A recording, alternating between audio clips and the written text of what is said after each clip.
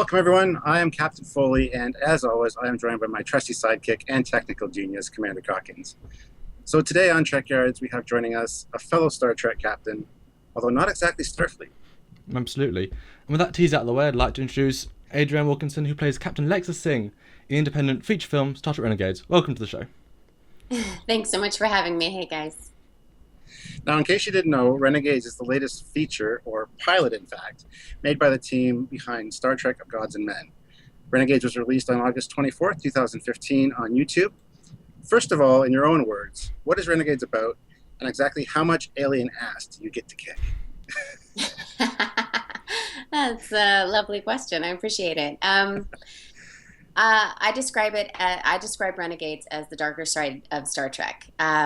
I do play Captain Lexxa Singh. I am a descendant of Khan, and I basically am the head of a Black Ops team. We do the missions that have to be done, but that have to remain unacknowledged. So we do the things that are in the end for the greater good, but we might have to sort of enter a gray area to get them done. And how much ass do you kick? Just enough. Cool. So how did you actually get involved in this project, and when exactly were you offered the role of Lexxa Singh? Oh gosh. I was involved with the project starting about a year before we shot it. I believe that I was initially approached because some of the producers were fans of my work on Xena way back in the day. I played Livia and Eves.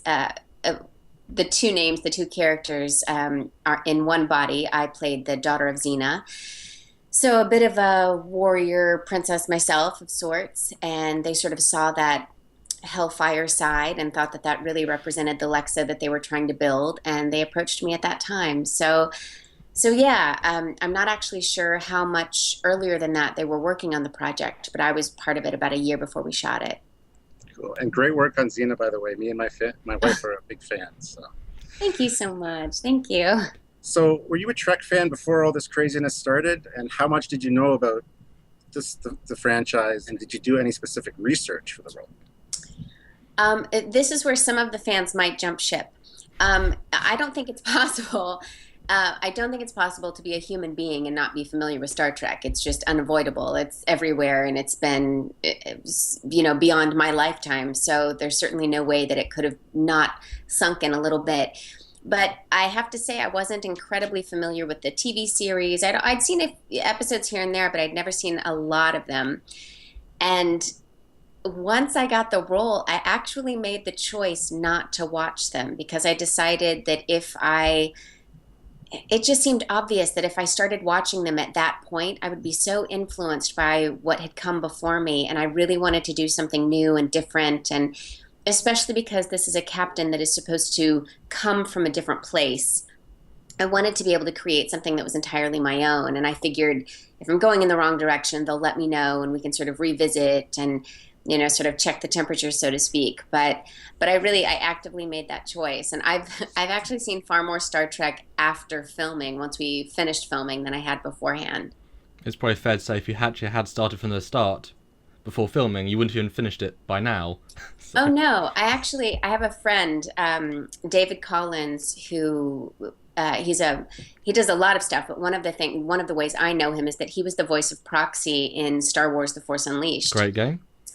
And Sam Witwer, who played Starkiller in the same game, was a Star Trek fan and convinced David that he needed to start watching Star Trek. And David's the kind of guy where if he's going to do something, he's going to do it right. So he started with the very first episode ever and decided to watch everything in the series, films, TV, everything in order.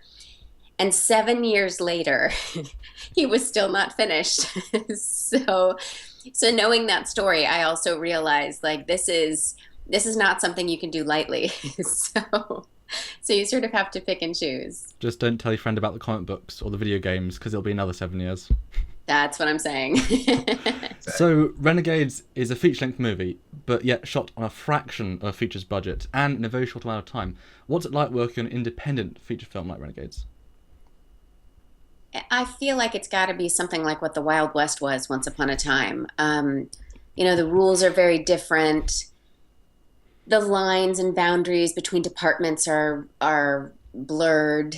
More than anything, it's just incredibly fast. And you know, the truth is, I personally think that there's some issues or flaws with the film, which I don't say to undercut it. I actually do say that to even support it, because we made this in 2 weeks, and we made it, the amount of money that we made this for on a regular television show, it wouldn't even cover the food. So, we were really, really doing everything down to the wire. And, we made a full-length movie in the time that it takes to, sometimes it takes longer than that to film one episode of television. So you're talking physically half that amount of screen time.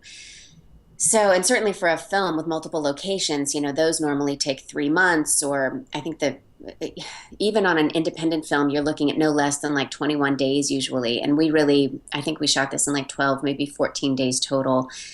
So despite the fact that I can admit that there's a few things that I wish we could change, or some things that are not as perfect as I wish they were, I'm still just fiercely proud of what we created. It's really, you look at the budget and the time, and it's really almost impossible that we came up with something as broad as we did, with as many characters and capturing as many great performances as we did. So I'm really proud of it. It's truly a passion project. It really was. It was a lot of us that there was something in each of us that connected to it, whether it was the Star Trek material itself, or whether it was getting the chance to reprise a role that you had created, or whether it was getting to tell a different sort of story. And, who's going to turn down the chance to play a captain? That was extraordinary. So, of course, I'm going to jump at it.